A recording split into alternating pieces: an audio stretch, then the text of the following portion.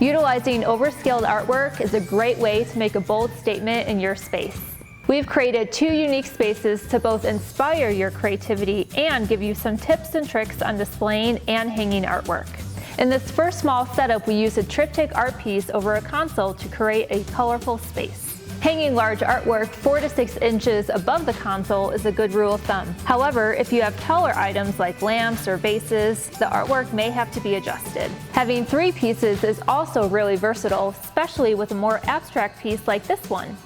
In the second space, we started with an oversized piece of art featuring a boat on the water. We used our 4 to 6 inches rule again and placed it above the reclining sofa. This framed art provides a finished, upscale look. The neutral tones of the color scheme are reflected in the wood tables and the rug, and the throw and pillows add more comfort and texture to the space. As always, you can find everything in this room and more at American Furniture Warehouse.